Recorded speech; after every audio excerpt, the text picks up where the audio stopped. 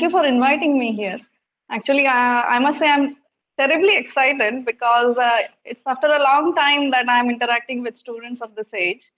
I fondly remember my years in Bhaskaracharya. And after that, I have never really had a chance to talk to so many kids of this age. And it is really fascinating because, children come up with really exciting insights. What I miss though is seeing a lot of faces because, kids are very expressive. And when they have that moment of understanding, it will be on their face. Okay, it's not like adults who will just be quiet about it, but kids will show their excitement on the face, and that's something I really like to see. Okay, so I do hope that some of the kids keep their videos on here. Okay, all right.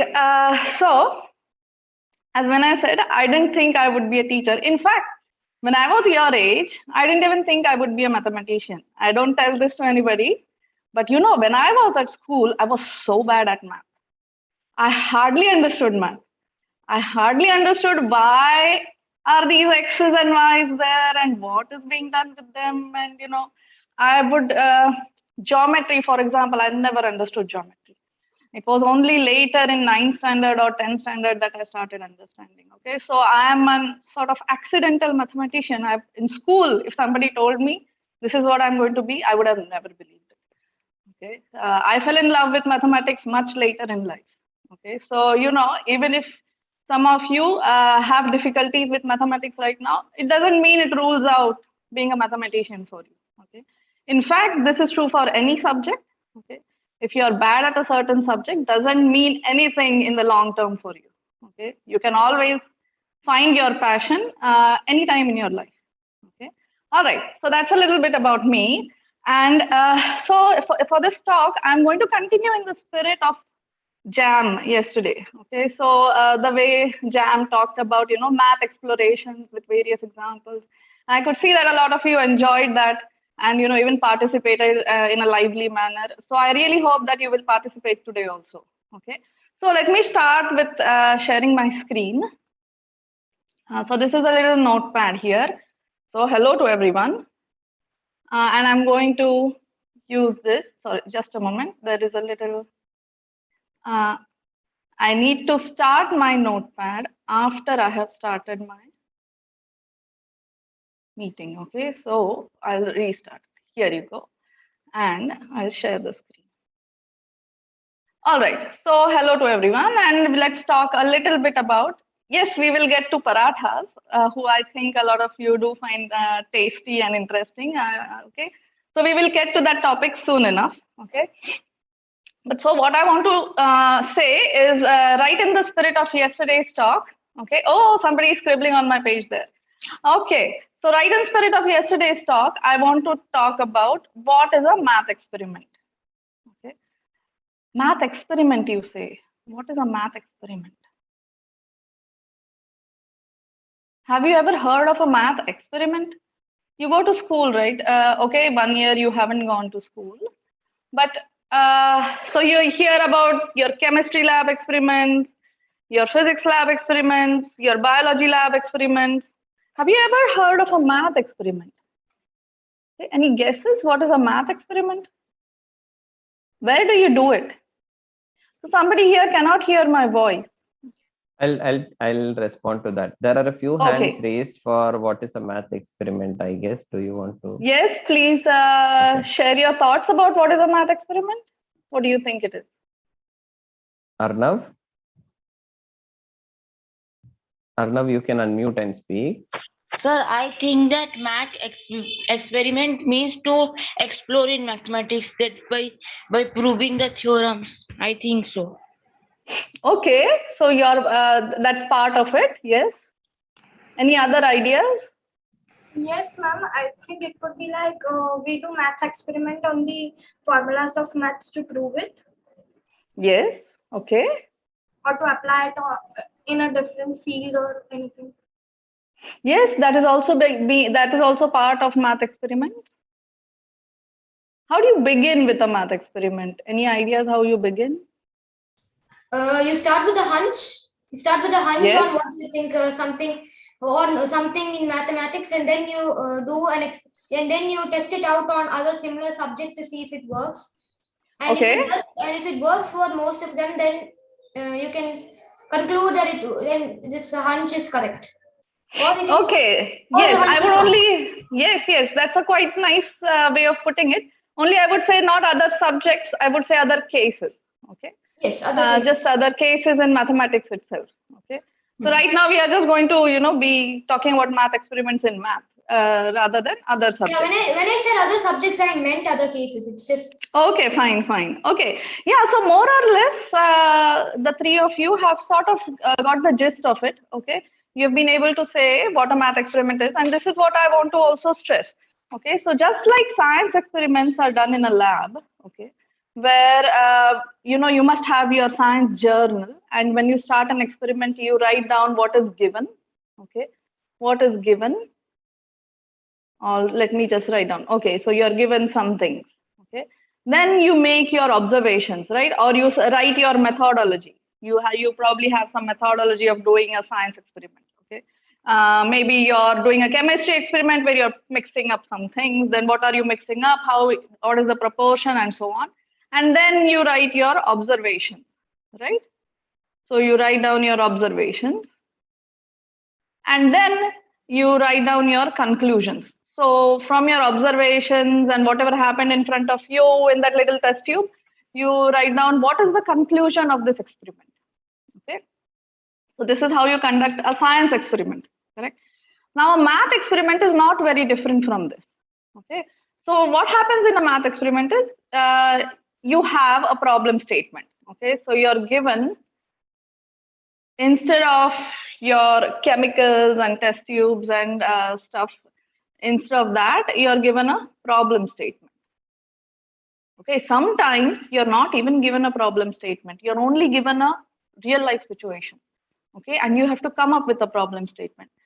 You are also given, your pre-knowledge of stuff. So for example, yesterday when Jam talked about coming up with definitions, okay, sometimes you will come up with definitions, sometimes you already know some definitions.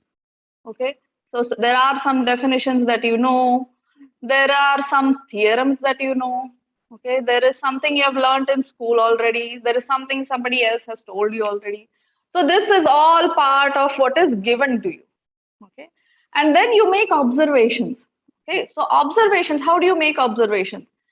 First, you observe the problem statement very carefully. Okay, you observe your problem very carefully. What is it? What do we have to find out here? Okay, you really need to identify what you need to get to.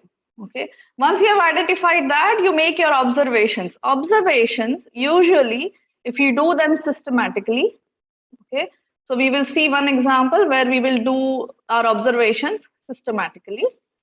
Okay, so if you keep working on this systematicness, okay, which does not come immediately, you do some random experiments and then you come to some system. Okay, so you make your observations systematically and then you try to find patterns. Okay, this is, I would say, one of the most important steps. Okay. In fact, this trying to find patterns is an important step in any science. Okay, you do your experiment, try to find patterns. Is something repeating? Is there a property that seems to repeat itself? Okay, something behind that's going on in the background, and you see it coming through all the various things that you've done. Okay, so you try to find patterns. Okay, and then conclusions. So in mathematics, conclusions have to come with proofs. Okay, so to get to the conclusion, once you have found your patterns, then you guess. The guess can be in the form of a statement. Okay, you want to make a statement that such and such a thing will always work, or will work in this cases. Okay, or there will be a formula for this. Okay, so make guesses, I should say. Try to find pattern and make guesses about the general behavior. Okay, about general behavior of what is happening in that problem. Okay, about general behavior of numbers. It could be numbers, it could be functions, it could be your shapes. Okay, general behavior of the mathematical objects that Jam talked about yesterday. Okay, so you make guesses about these, and then you write down your conclusion. When you write down your conclusions, your statement should be clear, like the problem statement was in the beginning. Okay, so you make your conclusions, you write a statement or a solution to your problem, statement or solution, and you have to provide proof for it. Okay. So this part where you try to find patterns and you make guesses and all that, that is not necessarily going to give you a proof. Okay. So when you make your conclusions, you have to provide a proof for it. Okay. And when you try to find these patterns, right, you will see a lot of time that is what will lead to your. Okay. You don't really have to look somewhere else for it. The step of observations is going to lead you to your proof. Okay, so this is what I would say is a math experiment. Okay, so sometimes so these are really conducted in the lab of your mind. Okay, conducted in your mind. So this is actually a thought experiment. Your mind. So it is a thought experiment. That is what I would say a math experiment is. Okay, and the only equipment you really need in most of the cases is a pen and paper. Okay, you sit down with a pen and paper and you have a problem, and then you can conduct your experiment. Okay, now if you came up with a new conclusion, which is something that nobody has thought of before, okay, or it does not follow easily from what is known, then you have created new research. Okay, that is how math research comes by. Okay, you solve a problem that nobody has solved it, and that is a new paper or new research. Okay, and that is generally what mathematicians will do all day. Okay, they will they will find problems, they will come up with problem statements, or they will work on existing problem statements, conduct these thought experiments all day long. Okay, and try to come up with a statement or a solution. That is what math research is, and that is what math experiments are. Okay. So what I'm going to do now is conduct a small math experiment. Okay, so the first example here is a sort of warming up. Okay, a little warming up exercise for all of us.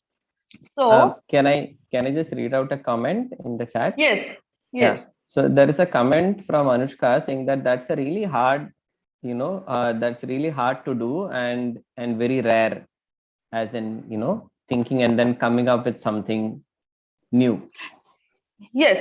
So thinking and coming up with something new is hard and rare. That is true. Okay.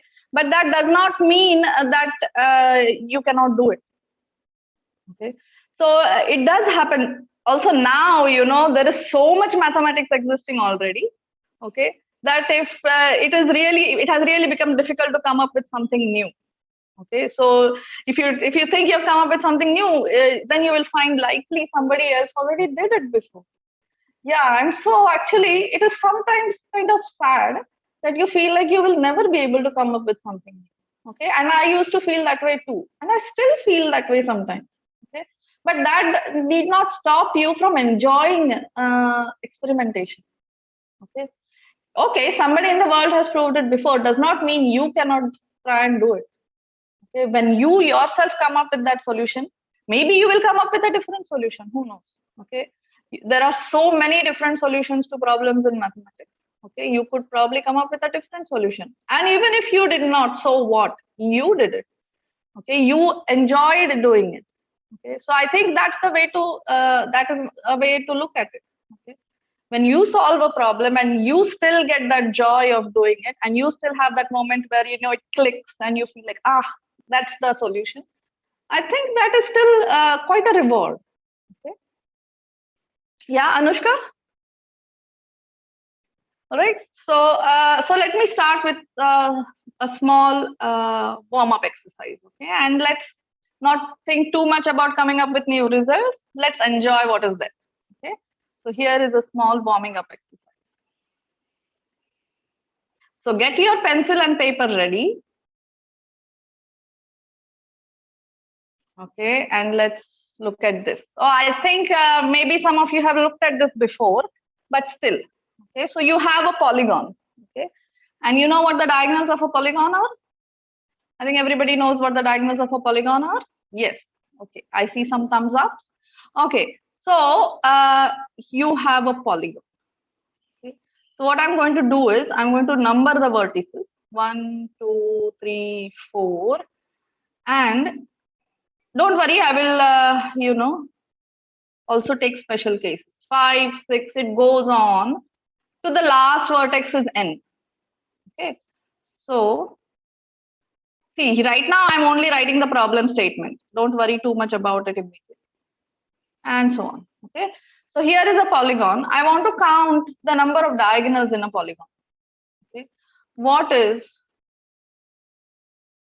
the number of diagonals in a polygon?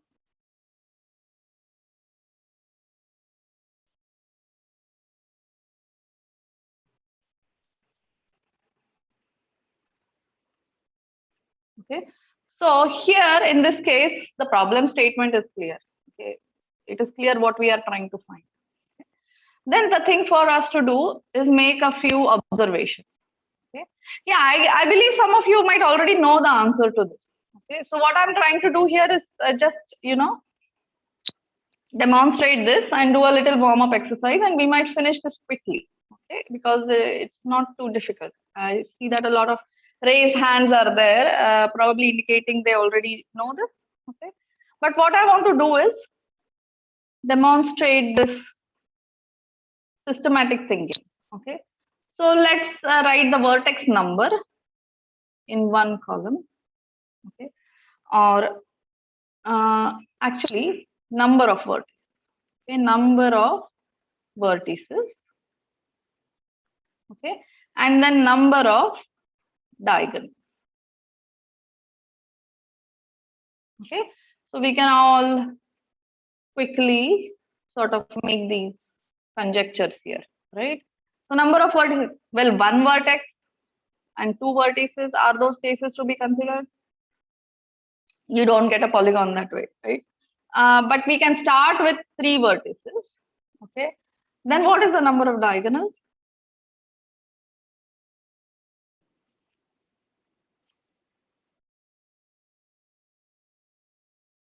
So there are no diagonals here, that's right.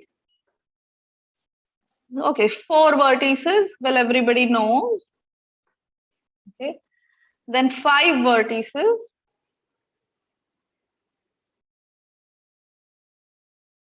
Okay, so here is my polygon with 5 vertices. Okay, and now I'm still going to number the vertices like before. Okay, and what I'm going to do is I'm going to observe that if I want to do this systematically, what I might do is, start drawing the diagonals from 1. Okay, 1 to 2, there is nothing to be drawn. 1 to 3, 1 to 4, again 1 to 5, nothing to be drawn. So we observe that we need not draw diagonals to the adjacent vertices, right? Okay, so that's what I observe.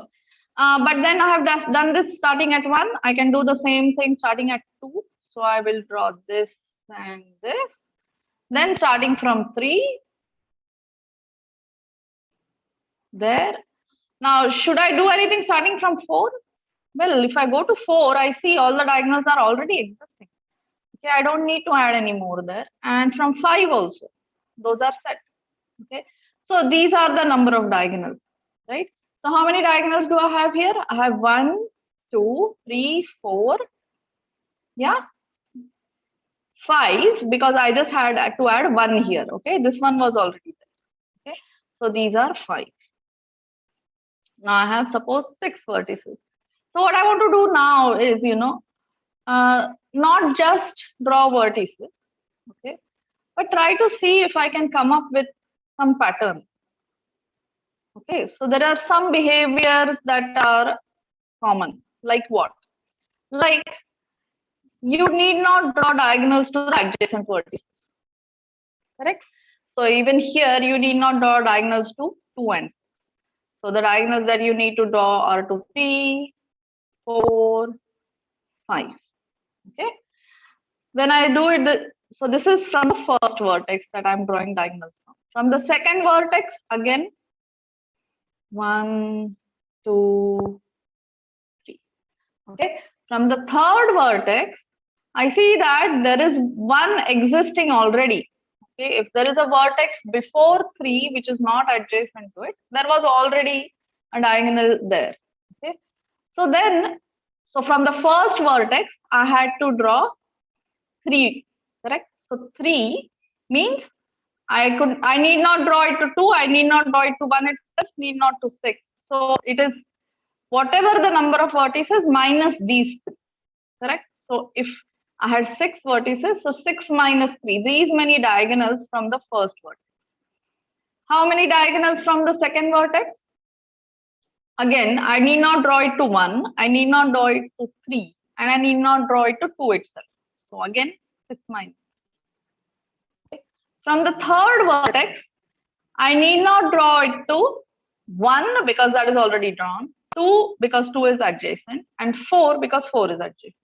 How many does that leave me with? It leaves me with 6 minus. So from 6, I remove these 4. That gives me 6 minus 4. Okay.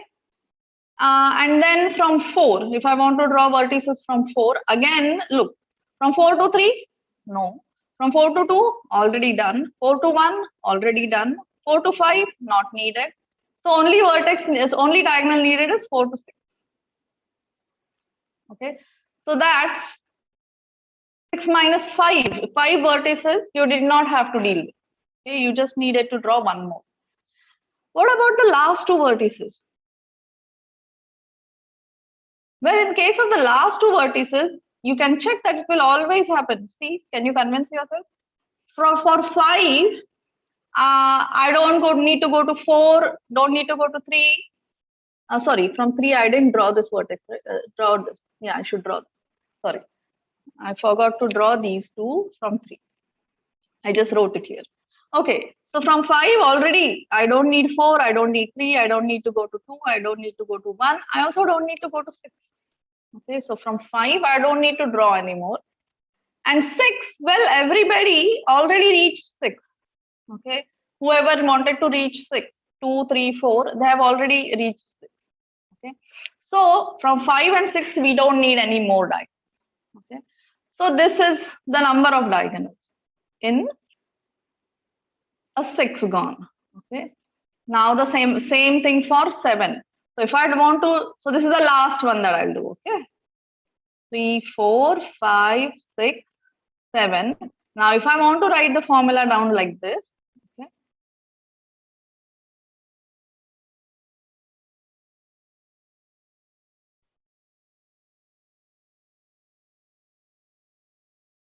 yes, now you can make guesses, right? So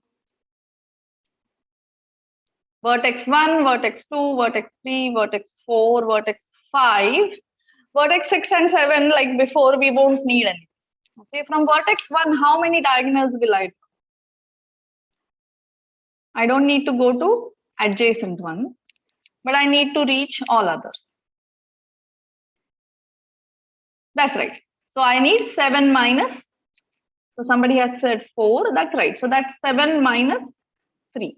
Okay, I'm going to write it like this because this will sort of help me get to the general formula. Okay, I'm going to, and also 7. So if I write 4, it does not reflect the thinking. Okay, it does not tell me how I reached the 4. Okay, 4 could be 10 minus 6 also. Okay, so if I write 7 minus 3, then that tells me that I'm doing 7 vertices minus these 3 vertices, namely 1, 2, and 6. Okay, so I'll write it as 7 minus 2. I will write as the second vertex. How many do I have to reach? I need not go to 1. I need not go to 3, and I need not go to 2 itself. I'm at 2. Okay, so again, this is going to be 7 minus 2. Okay, how about 3? Which vertices? So 7 minus something, right? Which vertices can I neglect when I'm at 2?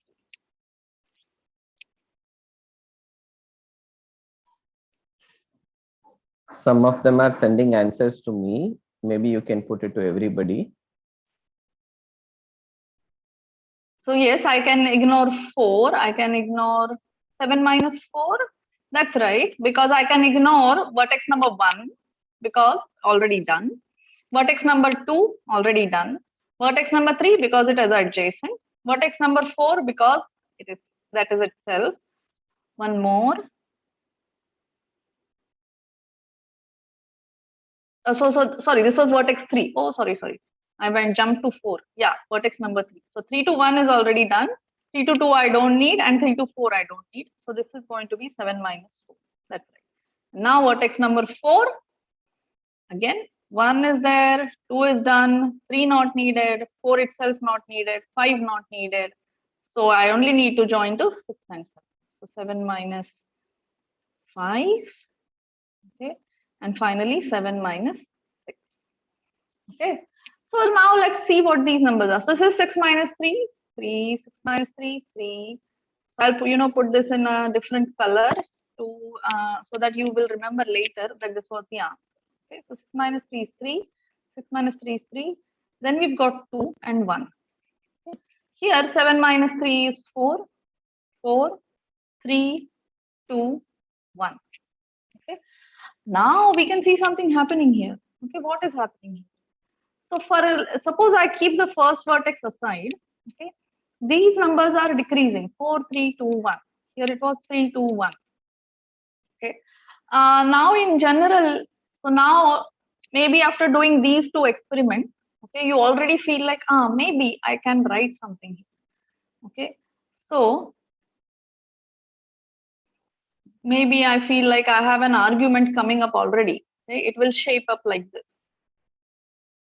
5, 6, and so on. And instead of ending at 7, I'm going to end at some number, and I don't know, could be a larger number. Okay. So here. So this is now my polygon. Okay. Up to here. Okay. Now let me try to see if the same sort of idea that you do n number of vertices minus those, you remove those number of vertices where you don't need to go. Okay, where you don't need to connect. So let's see if that idea is working. So from vertex 1, how many do I need from vertex 1 now? I don't need to go to 2, I don't need to go to n, and I don't need to go to 1 itself. So I can remove these. So from n vertices, I don't need to go to 3. So n minus 3 diagonals will be there starting at 1. Okay. So I think some people are, yes, helpfully putting up the answers there. From the second vertex, I don't need to go to 1 and 3 and 2 itself. Okay. So that's going to leave me with again n minus. Okay. Yeah. Okay. So number 3, vertex 3. I don't need to go to 2 and 4 because they're adjacent. 3 itself, I don't need to go. 3 to 1 also I don't need to go because, well, that diagonal was already drawn in the first step. Okay. So now I have n minus 4. Okay. For 4, I have n minus 5 similarly, right? And so on. Okay. What now I'm going to do is I'm going to look at one earlier one also here, n minus 1 and n minus 2, because we saw earlier that this we had to go for this 6 gone, we had to go up to 4. For the 7 gone, we had to go up to 5. Okay, 6 and 7, nothing was needed. For the n gone, for similar reasons, we won't have to draw any diagonals from n, and we won't have to draw any diagonals from n minus 1, right? So we have to go down to n minus 2. Okay, so now if I want to continue this counting down to this vertex, how many diagonals will I have to draw from n minus 2 now? So maybe looking from here, you can try and make some guesses.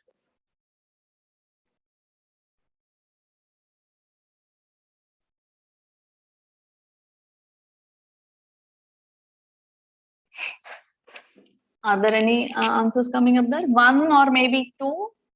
Yes, 1 or maybe 2 is quite right. Let's look at these, what was happening here.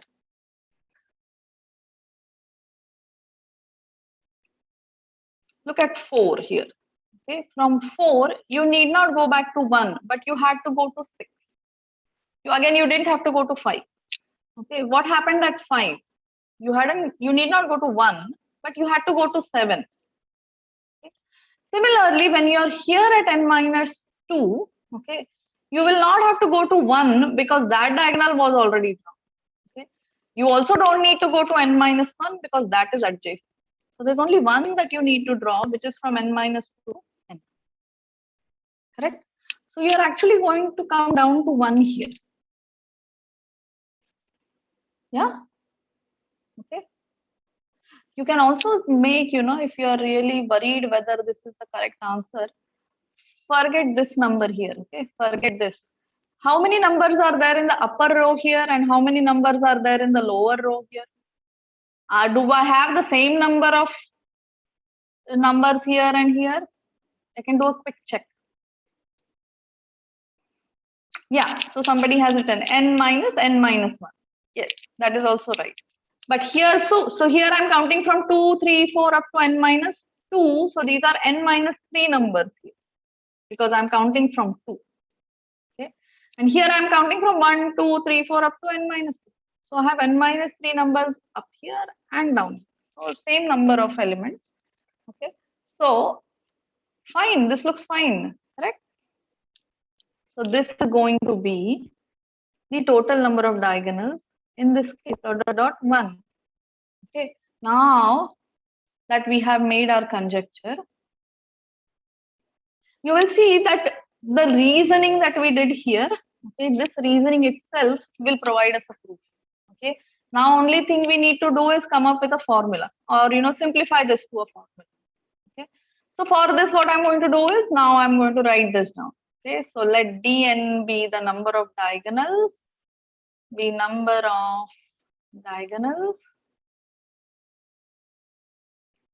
of an n-gon.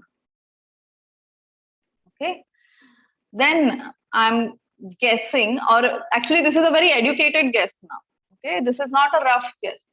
After all this, okay, so our formula that we are proposing here, instead of guessing, I'll say proposing, is n minus 3 plus n minus 3 plus n minus 2, n minus 4, and then we go down up to 1. Okay, so this is my proposed formula.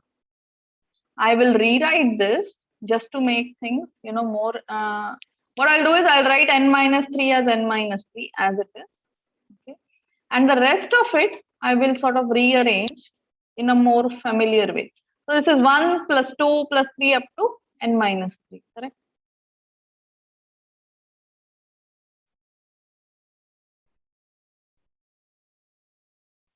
So these terms here in this square bracket, I have just rewritten in this.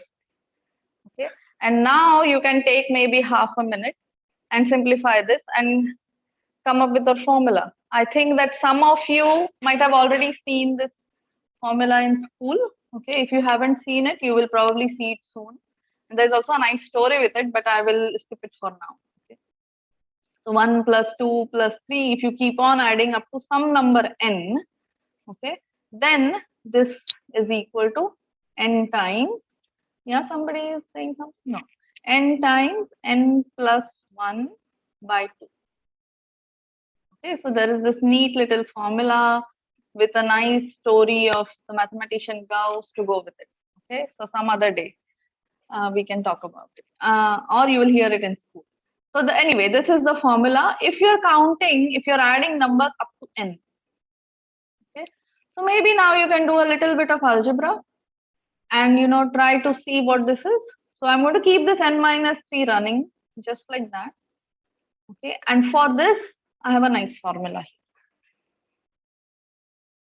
here. Okay, so do you want to take maybe 10-15 seconds and solve it?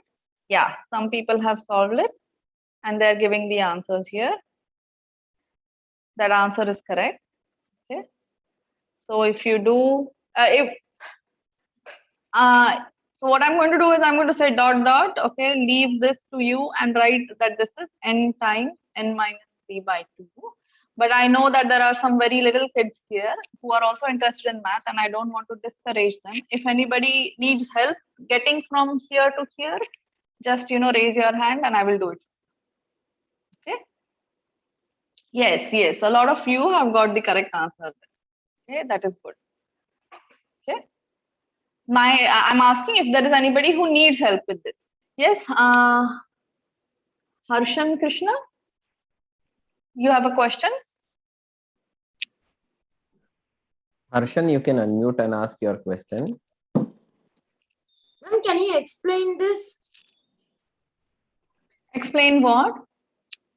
This whole formula or this last answer? And the n minus 3 by 2, ma'am. N minus 3 by, oh, okay. So now what I'm going to do is I'm going to plug this in here and derive the formula. Okay. So this is n minus 3 and for this part, I'm going to use this nice formula. Okay. Which says that if I'm counting up to n, then the formula is n times n plus 1 by 2.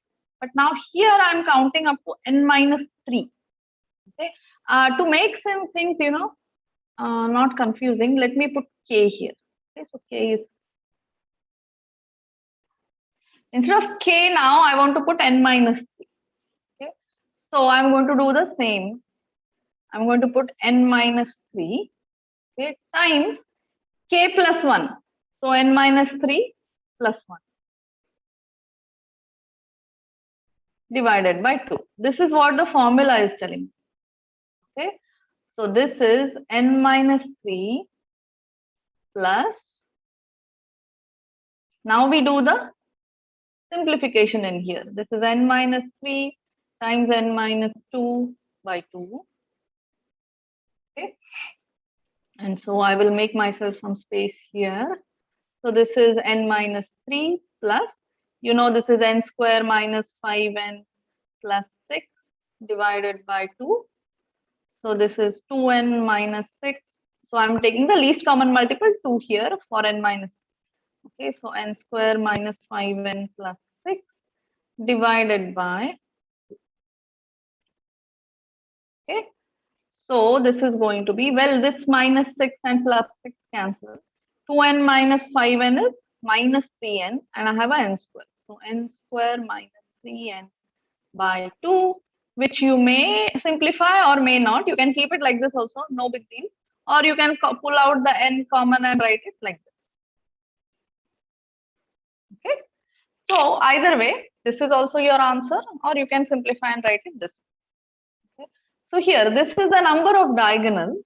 Ma'am, can you please go above? I want to take the screenshot. I think this, don't worry about it. I will share this PDF with you. Okay. Okay, ma'am. Thank you, ma'am. Yeah, I will share this entire document with you. You don't need to worry about it. Okay. All right. So, Harshan Krishna, I hope that is clear. Okay. So, this, yeah. So, what I wanted to demonstrate in this small warming up exercise is the advantage of systematic counting. Okay. Of course, you can do many haphazard experiments also, but also you may not, get to the systematic counting method right away. Right in the beginning, you may not get it. Okay. But after some experiments, you'll realize that maybe there is a systematic way of going about it. Here, what did we decide our system to be? We decided we'll go one vertex by one vertex. Okay. So one by one. First vertex, then we counted, then second vertex, then third vertex. So instead of counting haphazardly all these diagonals, if we went one by one, we could actually come up with this pattern. Okay. So systematic counting is one of the tools that you should remember. Okay. Systematic. And a lot of times this systematic counting will throw up a pattern that now you can, sort of generalize. Here we generalized this pattern that we saw here. Okay.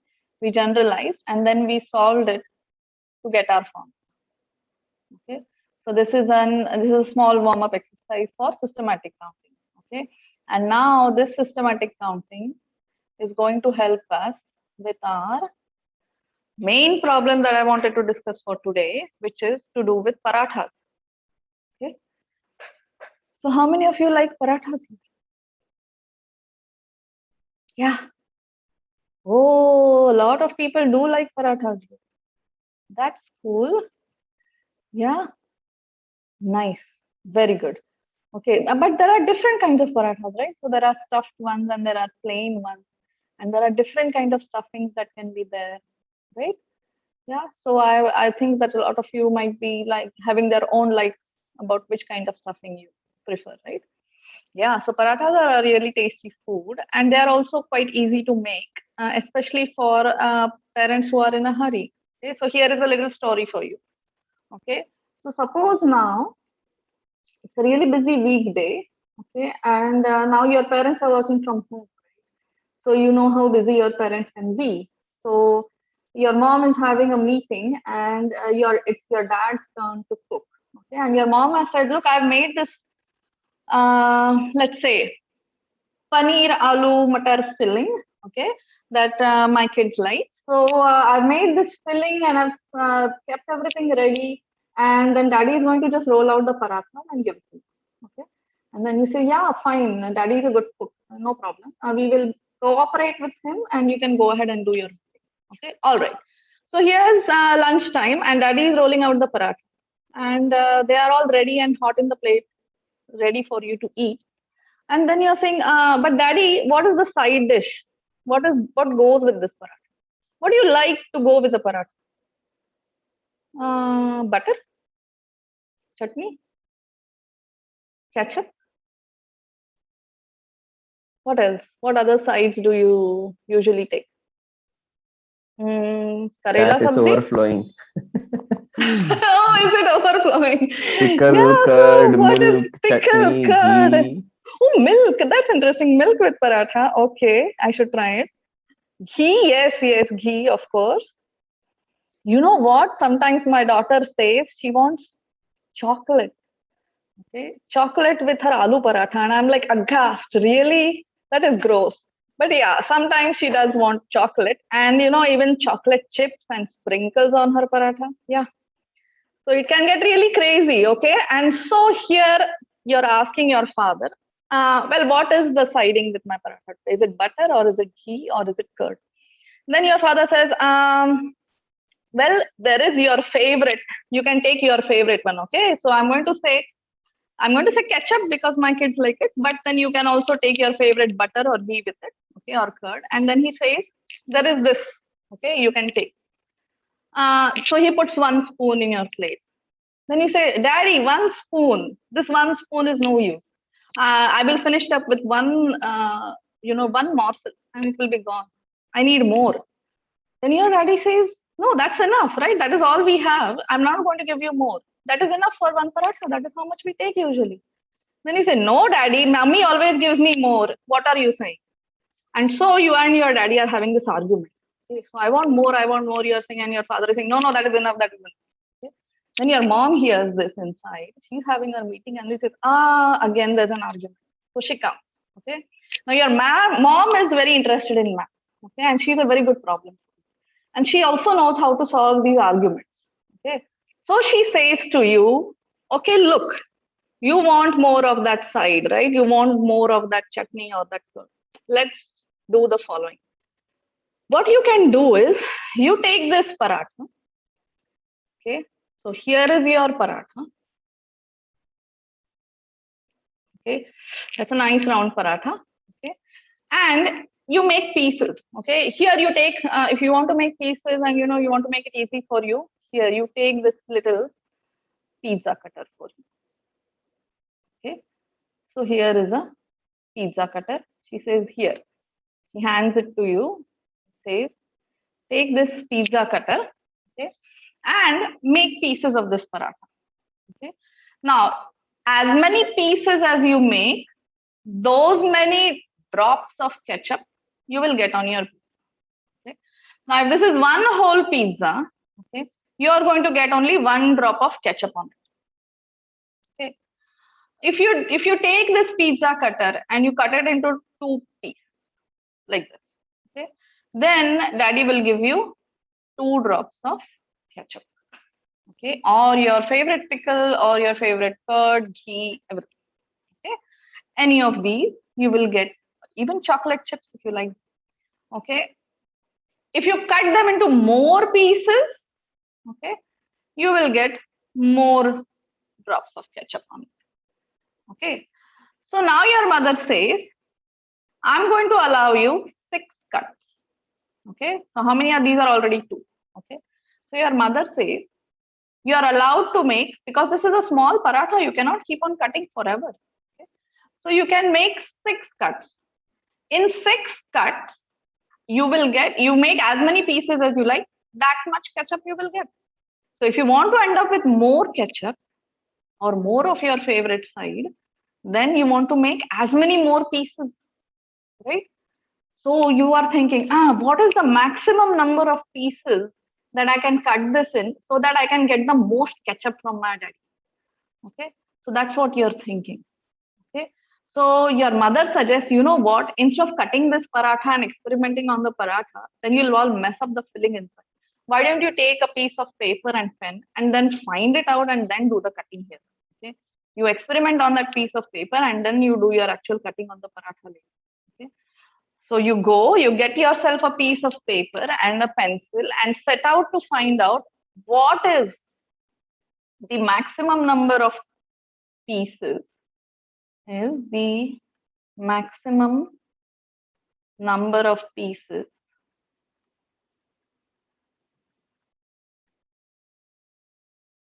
you can make with 6 cuts. Ma'am, Yes, do the paratha need to be in even pieces, or can it just be random shape or size? random shapes. You just want to maximize your ketchup, man. It doesn't matter what shape. Okay, so you can make with 6 cuts. Okay, your mother has said, no, it doesn't matter what shape.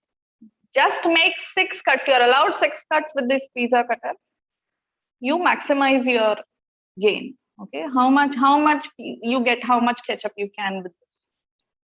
Okay, and then that will settle the argument. Okay, nobody has to say more anything else about it. Okay, then she goes back to her meeting, and now you are sitting here solving this problem. Okay, so let's see. Okay, so suppose you make, so with 0 cuts, no gain, right? Just 1 drop of ketchup, no good. So let's see if you can make more. Okay, so let n be our number of cuts. Okay, and then let's see number of pieces you get with these many cuts. Well, if you make 1 cut, you get 2 pieces. Okay, okay. Now, if you make 2 cuts, so let's see. So I'm just going to draw 1 cut like this. Okay, so you get 2 pieces, 1 piece here, 1 piece. Okay, now I make 2 cuts. Okay, 2 cuts, 2 cuts. How many ways are there in which I can make 2 cuts? Any ideas? I could, have my first cut here and the second cut could be parallel to it. Oh, but you know what? That's not going to maximize. That's going to give me only 3 pieces. That's just 3 drops of ketchup. No good. I could make it in a better way and get 1, 2, 3, 4 pieces. That will be better, right? So I don't want to draw parallel. However, I will still just list down this. Okay. So now you see, once you start increasing the number of lines, you have the option of going parallel or you have the option of going non-parallel.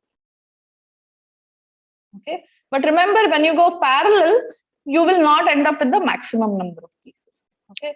So if you make the second cut parallel, so n here is number of cuts. Okay. Number of cuts. If you make the second cut parallel to the first one, then you're going to end up with 3 pieces of cut. Okay. And if you make non-parallel, you'll end up with 4.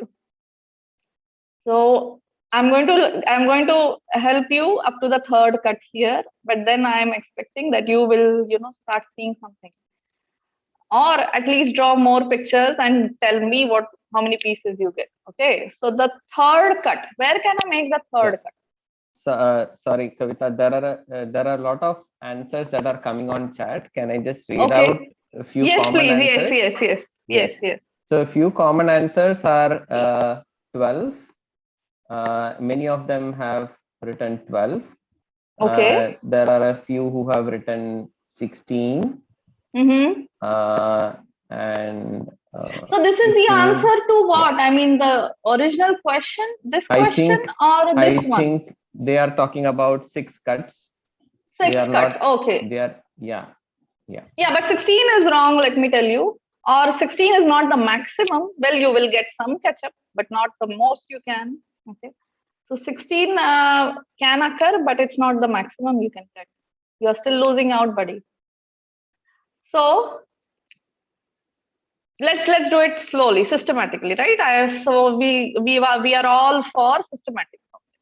Okay, so let's do this systematically. With 3, well, you can still draw a third parallel line, correct? You have your 2 cuts already, and then you can draw a third parallel line. Not such a great idea, but okay, I will still list this down. This is going to give me only 4 pieces. Okay, and now if I decide to go non-parallel, then I realize if I had this cut, okay, so non-parallel, so you see, parallel is not getting me anywhere. But if I had these 2 before and I drew a non-parallel, that is one possibility. Another possibility is I had this cut before and now I'm doing a new third one, like a pizza, you know. This is how you cut a pizza, right? Or this is how they generally cut a pizza, right? Is there any more? So here it gives me 6 pieces. Okay. Sorry. Somebody has drawn that there. Okay, but that's the 4th line. So somebody else drew this here. But you know, that will be a 4th line there. Okay. I want to use only 3 cuts here. So I'm on 3 cuts. Okay. I can see a number of pictures coming up here actually. But the video here is sort of obstructing the view. Do you want the annotations to happen, or? I guess we should allow for at least half a minute because Okay. you know, otherwise people are not going to be able to stay. Sure. Okay, so maybe 10, 15 seconds or 30 seconds we can allow annotations, and we can see what people are drawing. And after that, you will have an option to disable annotations. Okay. Yeah. Okay. All right. Well. What are people drawing here? Smiley faces do I see? You have only 3 cuts. 3 cuts. Here, up here, somebody I think has got it right.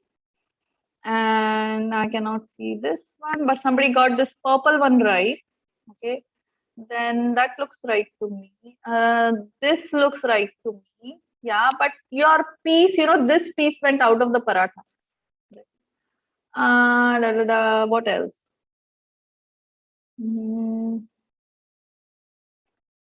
Pizza cut. See, pizza cut doesn't give you maximum number of pieces that you can have. Yeah, this one is right. The green one there. Yeah. People are drawing 4 cuts. You are not allowed 4 yet, okay? So we are on 3. Please stay on 3 so that you know everybody is on the same page. Shall I like scroll down so that you have more space here? Oh, it doesn't work that way. I see. Okay, so now I cannot see the drawings anymore. So I'm going to stop the annotation. Okay. So just give me a number. What is the maximum number of pieces that you get with? So how do I stop these annotations, Vinay? I go to. Yeah. So he said if you go to view options, you will see something. May I request everyone to stop annotating? Otherwise, we'll have to force you out of the meeting. Thank you. So there is a view options, and yes. in that you will see annotate. Annotate, but then there will be an option where you can stop annotations. I can say clear. Yeah. And but I don't see if I can stop. I see. Okay, I think our students are okay. So anyone who annotates, I will be forced to remove you. I'm sure you don't want to be out of the session, right? Thank you. Okay, yeah. So we had enough fun there, right? Okay, so I guess we can come back to our counting, and this is the way you can include that third line to get the number of pieces that you require, right? So here you can see if you draw non-parallel, okay, But non-parallel, again, you have two cases in non-parallel, right? In non-parallel, you can have either these, which are 6 pieces, or this one, which is 7 pieces. Okay. Well, why did we lose 1 piece here? Okay, when we had this 6, why do you think we lost 1 piece there? Okay. Well, we've lost 1 piece there because we chose to have or chose to go through the intersection of the earlier cut. Okay. So if I decide not to go through the earlier intersection point, I can end up with more pieces. Okay. So that's an important observation for us. Okay. So this 7 is when you have no concurrent cuts. Concurrent means when are 2 lines concurrent? 2 lines are said to be concurrent if they pass through the same intersection. 3 lines are said to be concurrent if they pass through the same intersection point. Okay, so 2 of them, any 2 lines will always make, if they are not parallel, there will always be an intersection point. Okay, and if a third line passes through the same intersection point, you say these 3 lines are concurrent. Correct? So if I have no concurrent cuts, you see I am able to get the maximum number of pieces. So what are the important things if I want to get maximum number of pieces? It looks to me here at least that I should avoid parallel lines and I should avoid concurrent lines. Okay. So now if I do that, okay, what can I do with 4 cuts? How many pieces can I get with 4 cuts?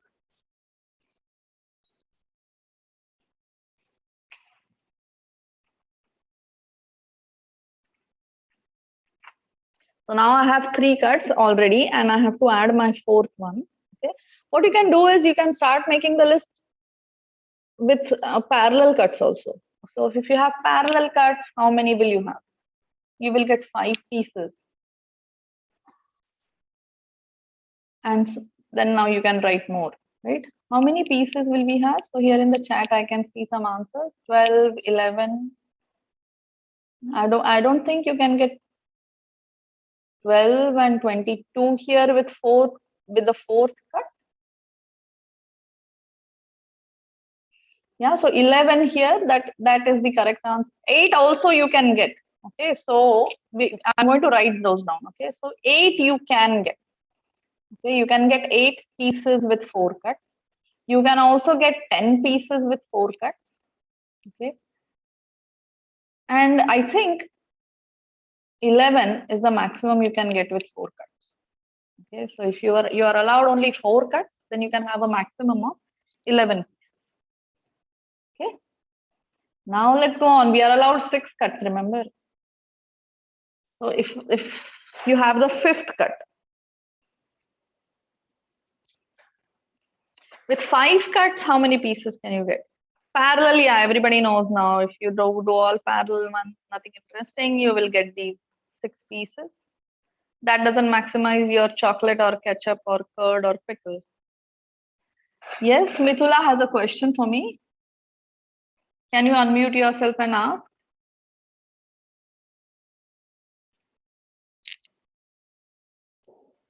I think she lowered her hand. Yeah. Okay.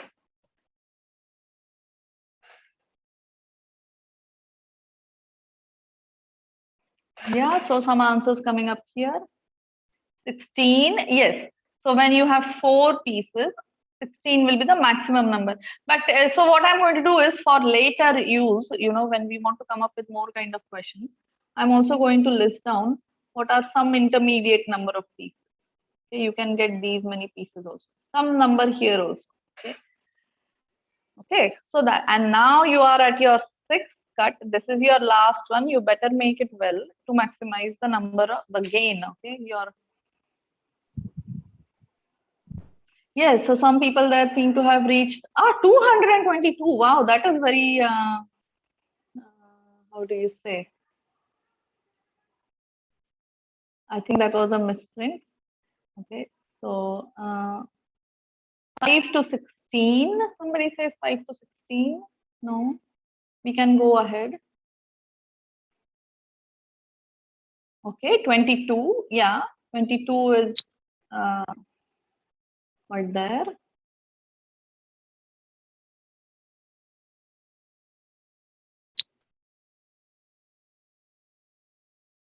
22, 24, 12. No. What was it? Can you show the lines? Yeah, so I'm not going to show the lines here. Okay, for 5 and 6, I'm not going to draw the picture. Okay, so this is for you to draw now. Okay. Yeah, so I can see consistently now a lot of people getting 22 as the answer. Okay, so it is indeed true that with 6 lines, the maximum number of pieces you can get is 22. Okay, the minimum number of pieces, of course, is 7 when you draw them all parallel. Okay, and then there will be some more number of pieces that you can get, and the maximum that you can get is 22. Okay, yay! So now you have got your answer. Okay, and now you can make those. You have also drawn it on your piece of paper, so you can make those cuts on your paratha, and there you win. Okay, so you have maximized how much siding you can get with your paratha. Okay, but now with this kind of thing that we have done here, okay, now you realize that you have on hand an interesting math problem. The math problem is the following. So your paratha could as well be the plane. Okay, could always as well be a large piece of paper. And the question now is, if you draw n lines on it, then what is the maximum number of pieces that you can get? Okay, if you are allowed to draw n lines or make n cuts, then what is the maximum number of pieces in which you can cut that plane? Okay, so here is our general math question. Okay, given, or let me just put it colloquially, what is the maximum number of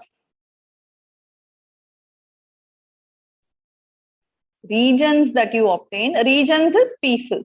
Okay, regions, or you can say pieces that you obtain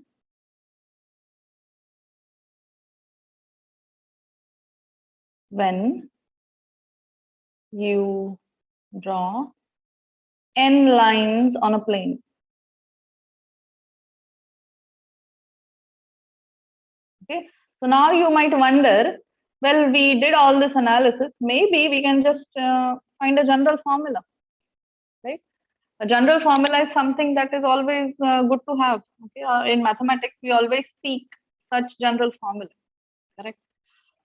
So now you're given a piece of paper and you can draw n lines on it. Each time you want to say what is going to be the maximum number of pieces that we obtain.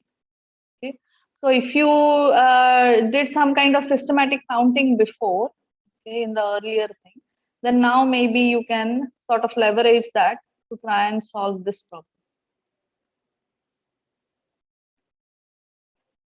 So I'm going to give you maybe 10 or 15 seconds. N plus 1 pieces for parallel lines, that is correct.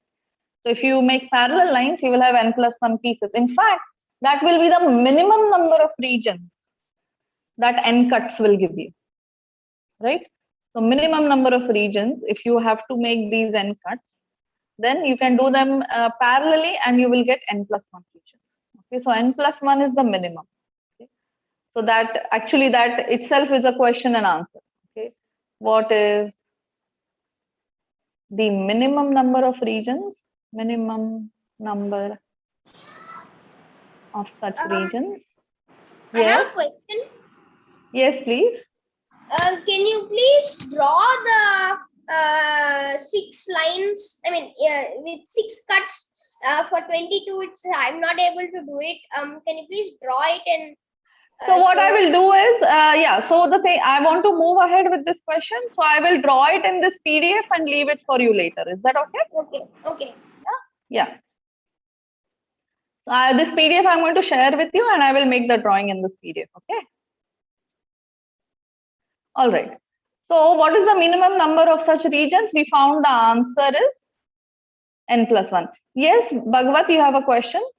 No, ma'am, it's the answer for the first question, maximum number of the regions. Yes, yes. Please tell me, what is going to be the maximum number of regions?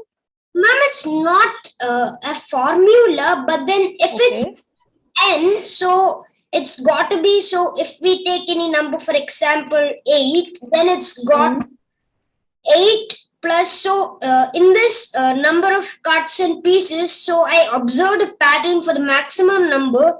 So I just listed maximum numbers. So those were 2, 4, 7, 11, 16, and 22. And then pieces were 2, 3, 4, 5, and 6. So yes, ma'am, that's an observation.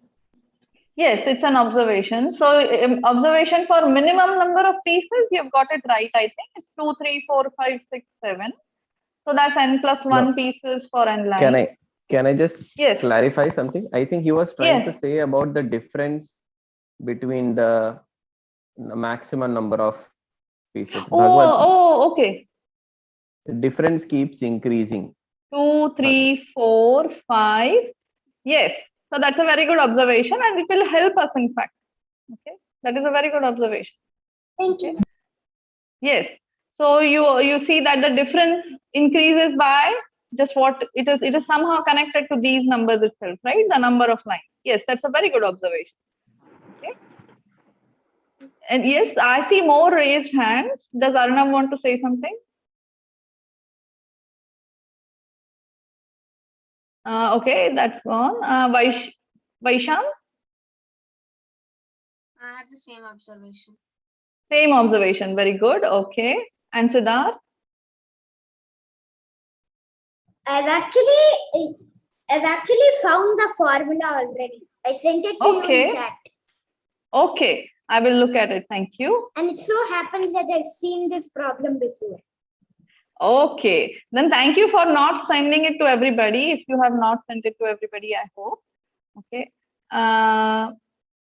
Because I do want people to get to that formula. Yes, Mayu? I have the solution.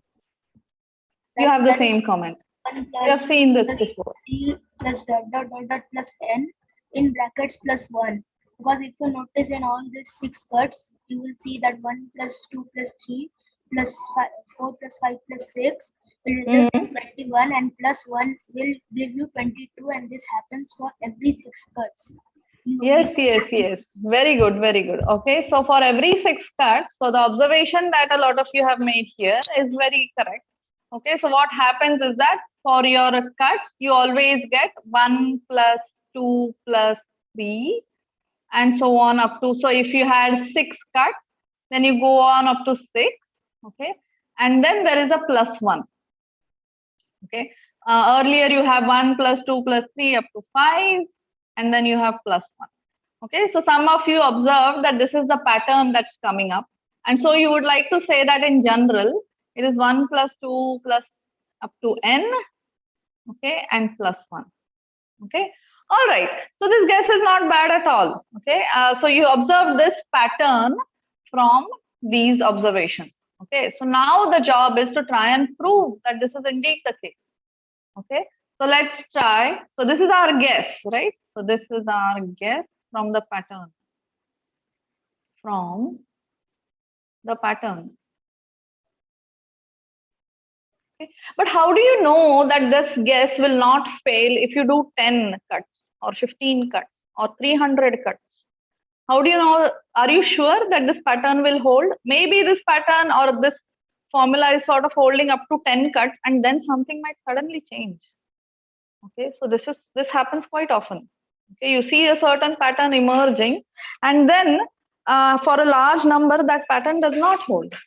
Okay, so if we want to sort of make sure that that thing does not happen, what we need to come up with is a foolproof logic or a foolproof method of explaining why this guess should hold always. Okay, so that is called a proof. Okay, so we want to prove this formula now. So now remember, we had these cases earlier. So is there any relation between getting these maximum number of pieces and these cases that we saw earlier? Is it possible, for example, now you know already that if you do parallel cuts, you will never end up with maximum number of pieces, right?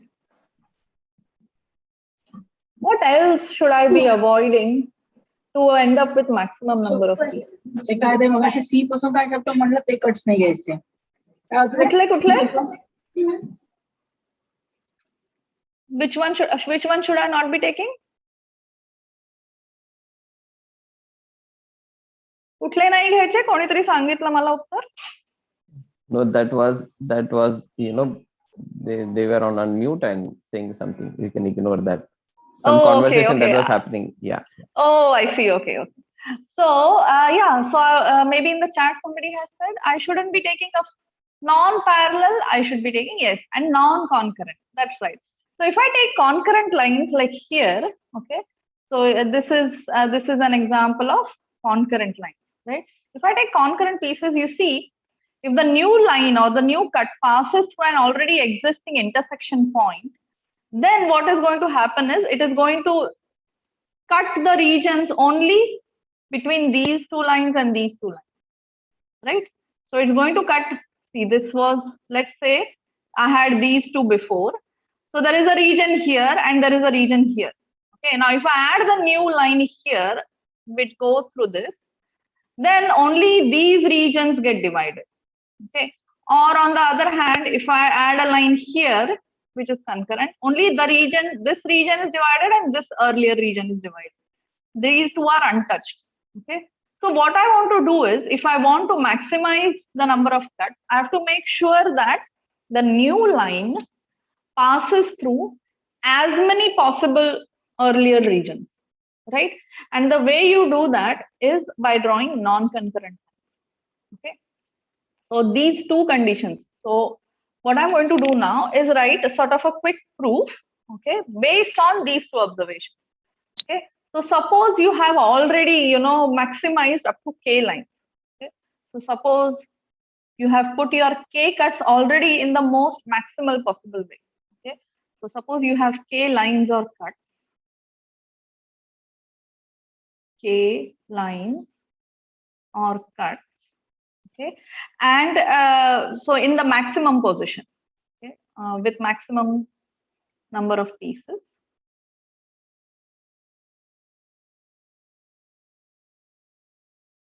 Number of pieces already. Okay, now what you want to do is add the next line. Okay, now you want to add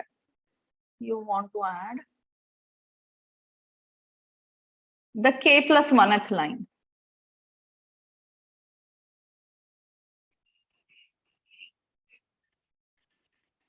Okay, so if you add the k plus 1th line parallel to any of the earlier lines or any of the earlier cuts, okay, so suppose I have some number of cuts here, okay, and if I add a new line, okay, which is parallel to any of these, suppose say parallel to this one, okay, this one here, so these two lines are parallel, suppose, okay, then what is going to happen is this new line is going to cut through regions only on one side of this line. Okay, what about the regions on the other side of this line? So this new line is not going to cut through any of these regions, so it's losing out on a big chunk. Okay, so that's why if you add the k plus 1th line parallel, you are losing out on a large chunk. Okay, if you want to add the k plus 1th line to intersect maximum regions, maximum number of regions,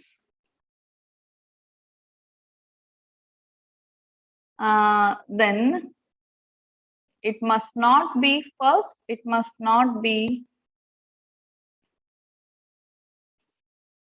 parallel to any of the existing lines, any of the previous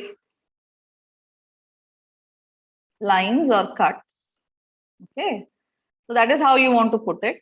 And for the reason that I explained earlier, okay, it must not be concurrent with any of the earlier intersection points.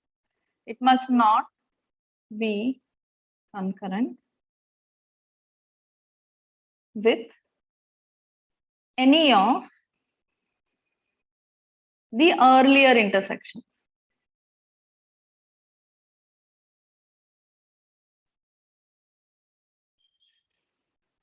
Right? So we are convinced now that these two things should happen if we want to get more number of pieces. Okay. So if it should not be concurrent with any of the earlier intersections and we put our k plus 1th line that way, then how many new intersections is this line going to form? How many new intersections? So all intersections are new, right? We are not passing through any of the earlier ones. So how many new intersections does the k plus 1th line form?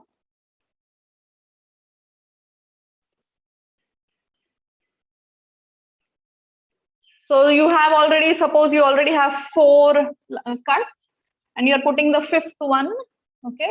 And your 5th one does not pass through any of the earlier intersection points, is not parallel to any of the earlier one, okay? You have also followed these rules for the earlier lines, okay? They are not, none of them are parallel. So then how many new intersections will you form with this new k plus 1th line?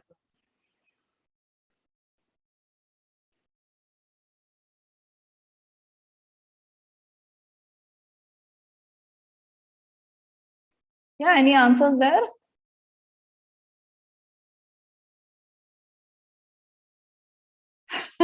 Yeah, amount of region which is cut through times 2. Yes, exactly. I want the number here. Okay, let's see. Again, you don't have to, guess too much.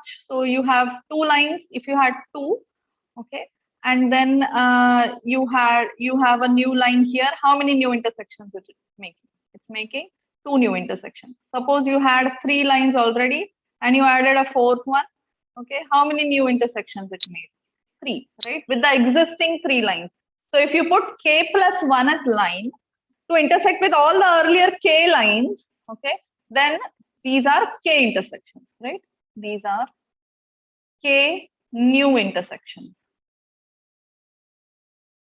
Now these k new intersections, so look what I'm going to draw now is this just my new kth line, k plus 1th line, okay? So this is the k plus 1th line, okay, and it has intersected in various places these are already existing k lines, okay? So I have all these intersections. How many pieces do these intersections break the k plus 1th line into? So now the k plus 1th line is broken into pieces because of each intersection, correct? So I have a piece here, I have a piece here, here, here, here, here, and so on. How many pieces are made from this one line? The k intersection points break it up into k plus 1 pieces, right? So the line, these points break it up into k plus 1 pieces.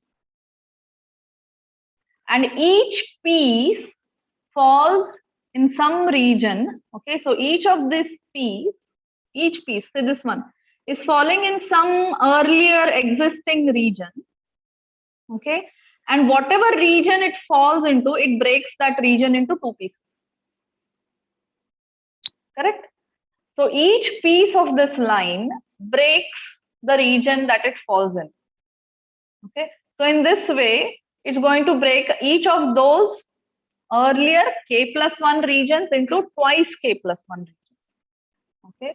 So this is, so each piece, let me write this. Each piece breaks the region it falls in into 2 pieces. Okay, so suppose pk is equal to number of pieces, maximum number of pieces, with k lines, okay, or with k cuts, okay, then what is pk plus 1 going to be? Pk plus 1, which means number of pieces that you get with k plus 1 cuts, is going to be, well, you have your original cuts already, okay? plus how many new have been added? See, this line fell into 6 plus 1 pieces. Okay, whatever region it was in a region, then that region it breaks into 2. So one new region is added by each piece. Correct? There was an existing region, it broke into 2, which means one new is added. Correct? So which means that pk plus 1 is pk plus k plus 1. Correct? These k plus 1, each piece added one new region. So k plus 1 pieces added k plus 1 region. And so what we have here is a formula for number of pieces with k plus 1 cuts when you know the number of pieces with k cuts. Okay, so something like this is called a recurrence relation. Okay, some of you might already have seen this in school. Some of you will see it a bit later. Okay, but still, what this is telling is if you know what pk is, then from this formula you can find what pk plus 1 is. And this is exactly the relation that a number of you observed earlier. Correct? So if for 2, if you add 2 to it, you get 4. If you add 3 to it, you get 7. Okay. If you add 4, see 4 is right here. If you add 4 to it, you get 11. If you add 5, you get 16. If you add 6, you get 22, and so on. Correct? So that's the recurrence relation that you observed earlier. Okay. And what we have here is the proof for that recurrence relation. Okay. Kavita? Vinay, I realize that my time is No, not that. Oh. Not that. Okay. The couple of them have asked in the chat if you can explain once again. So I'll request Vaishant and Hari Srinivasan to raise their hand so that I can unmute, and you can ask which part is not clear so that she doesn't have to go over the entire thing again. Yeah, sure. Vaishant? Vaishant. I didn't understand this point. Break it up into k plus 1 pieces. Yeah. So look at this picture now. So suppose do you want to take Vaishant, Harish Srinivasan's question as well? Yeah. Okay, Harish Srinivasan. Yeah, tell me. Yes, ma'am. Ma'am, I can't understand why it's pk plus 1, ma'am. Oh, this recurrence relation. Yes, ma'am. Okay. Yeah. So okay. So let me answer this question. Okay. So Vaishant, see, if you had 3 lines in the beginning in the maximum position, right? This is maximum number of cuts. And suppose you added a 4th line to it. Okay. So lines you see can extend, right? So these extend infinitely. Now, if I add a 4th line there in such a way that it intersects all the earlier ones. Okay. So because it intersects all the earlier ones, how many lines is it intersecting? The earlier ones, if this is the 4th line, then it is intersecting all the existing 3 lines. With 3 lines, it will get 3 new intersections because we made sure that it's not concurrent. No lines are concurrent. Okay, so it's not passing through this, or this, making 3 new intersections. So this red line now is broken up into 1, 2, 3, 4 pieces. Okay. And this is the same argument you can do for any k. Now, here my k was 3 and k plus 1 was the 4th line. K plus 1th line means 4th line. Okay. So now what I want to do is I want to remove the dependence on these numbers 3 and 4. And I want to make a general argument. General means it will hold for any number. So that is why I am taking k and k plus 1th line. So same logic here. So I had these cuts here. Okay. There were lines here. Okay, these lines, intersection points I'm getting. So suppose I have k intersections. Okay, then this line is broken up into k plus 1 piece. And now if a line breaks, so if I look at this particular piece lies in some existing region. Okay, existing means previously this region was already there. Now this piece falling in that region is going to break it up into 2 pieces, 1 and 2. There was one region which became 2 regions.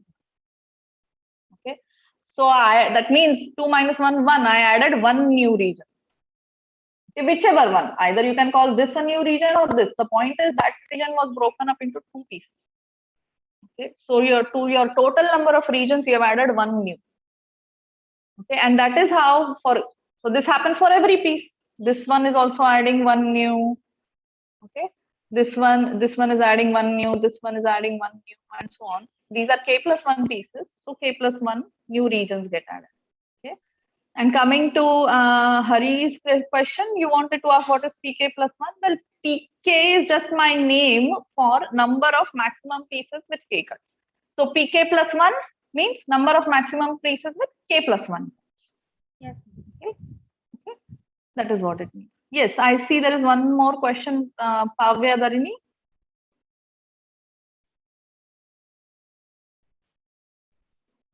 Pavya, you can unmute and ask your question.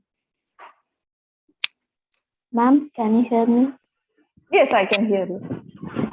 Ma'am, I want to see still first to last. Ma'am, I didn't take the screenshot. Can I take, ma'am?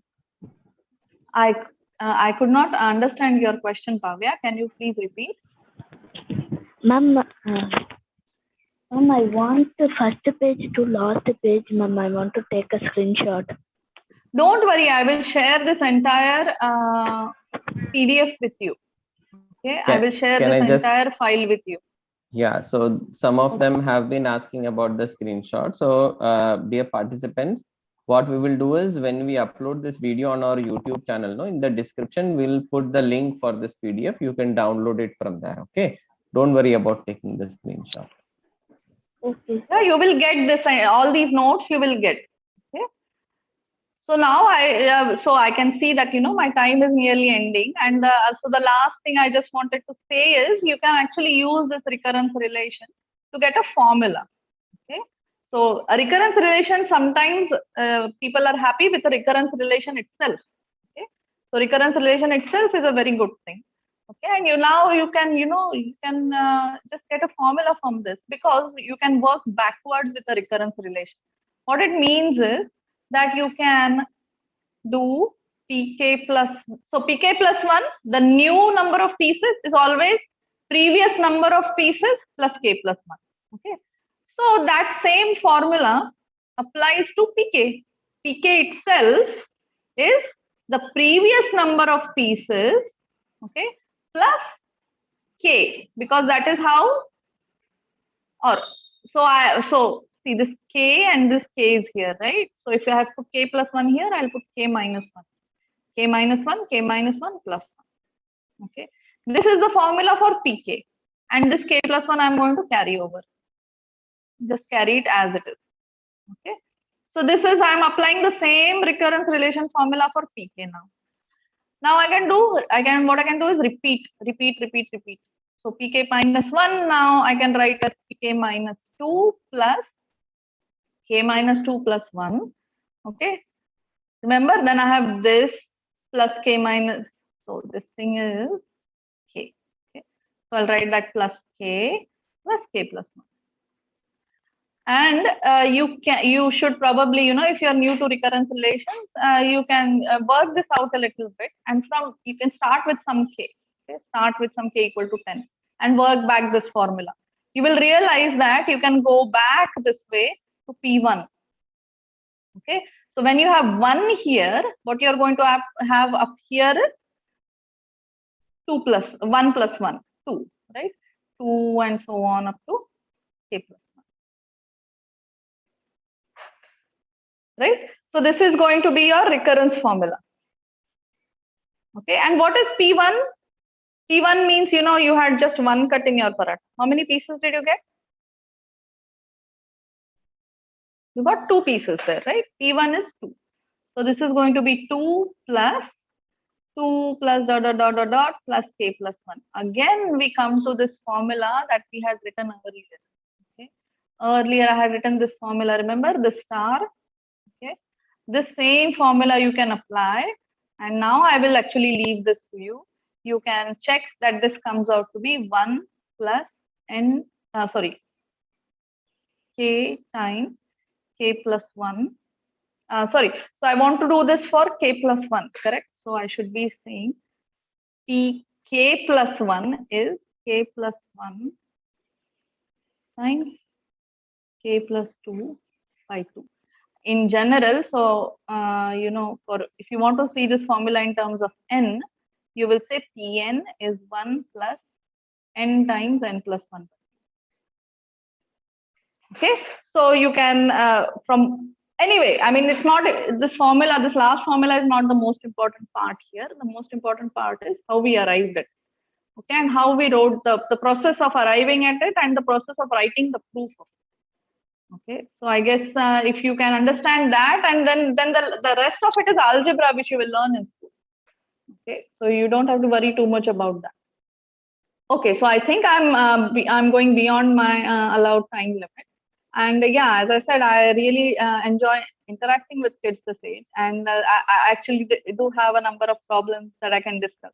But yeah, but I really hope that you enjoyed this process. Okay, some of you already knew the answers, which is perfectly fine. The process is the point here. Okay, so I hope I could give you a glimpse into what goes into solving these kind of counting problems.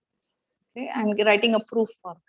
Okay, so I'll be willing to take any questions if Vinay allows me. And I mean, I would like to thank you for inviting me.